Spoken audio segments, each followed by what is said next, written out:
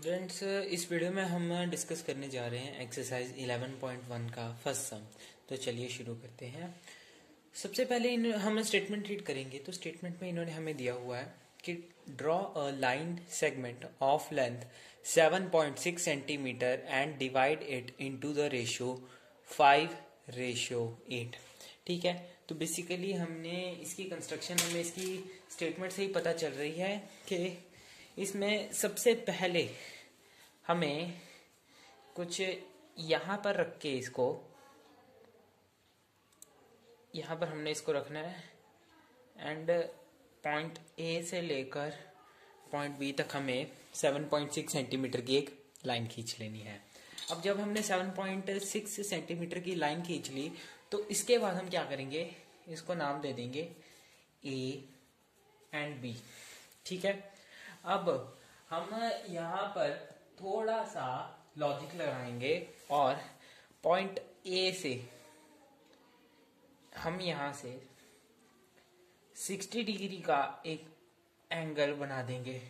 ठीक है, हमने यहाँ पर 60 डिग्री का एक एंगल बना दिया।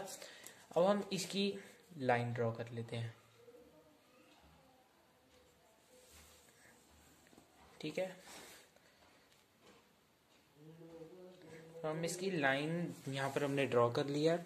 उसके बाद अब हम in the same way compass हमारी जो डी है उसको रखेंगे ऐसे एंड अगेन हम उल्टा 60 डिग्री यहाँ से ले लेंगे।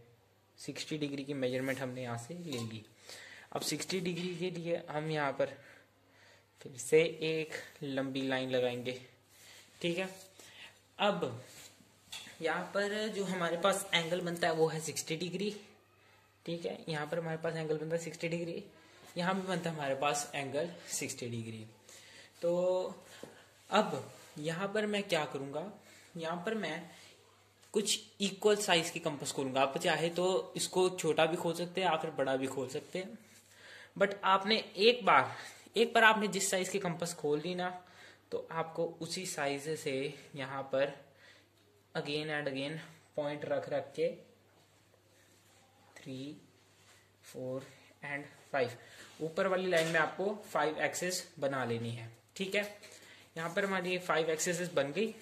हमने 5 आर्क लगा दी, तो हम इन्हें नाम दे देंगे A1, A2, A3, A4 and A5। ठीक है, हमने इनको नाम दे दिए A1, A2, A3, A4 and A5। अब इन द सेम वे हम शीट को घुमा लेंगे एंड सेम मेजरमेंट खोल के हमें करनी है। मैंने पूरा एकदम बंद करके की हुई थी, तो फिर मैं उसी सेम मेजरमेंट को, यानी कि आप यहाँ से यहाँ मेजर भी कर सकते हैं, सेम मेजरमेंट को खोल के आपको बी पे भी कुछ ऐसे सर्टेन एक्सेस बनानी है। ठीक है, आर्क्स बनानी है आपको यहाँ पे 3, 4, 5, 6, 7, 8। अब मैं आपको बताता हूँ कि मैंने यहाँ पर 5 ही आर्क क्यों बनाई और यहाँ पर मैंने 8 आर्क्स क्यों बनाई। सबसे पहले इनको नाम दे देता हूँ B1, B2, B3, B4, B5, B6, B7 and B8।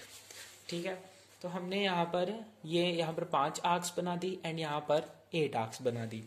तो उसके बाद अब हम यहाँ पर क्या करेंगे, मैंने ऐसा किया क्यों, क्योंकि उन्होंने यहाँ पर ऊपर अगर हम रेशो की तरफ ध्यान देंगे तो रेशो हमें दी हुई है कुछ ऐसे।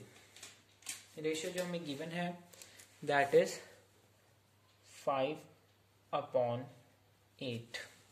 ठीक है, एक मिनट, यस, ओके। तो रेशियो इज 5/8।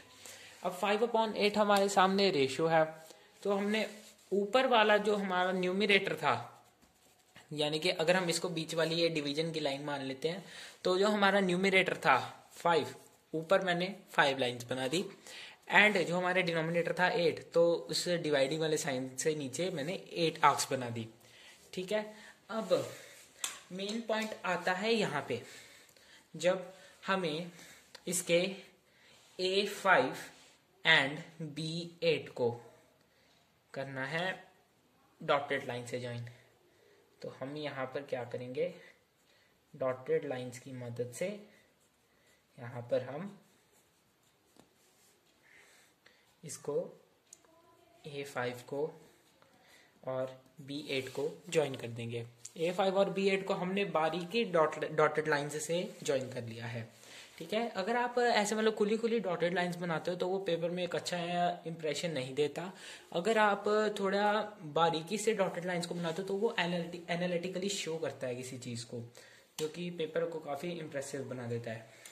तो अब यहाँ पर इस जो हमारे पास मिडल पॉइंट निकला है, दिस पॉइंट, इसको हम नाम दे देते हैं M, एंड यहाँ पर हम लिख लेते हैं कि AM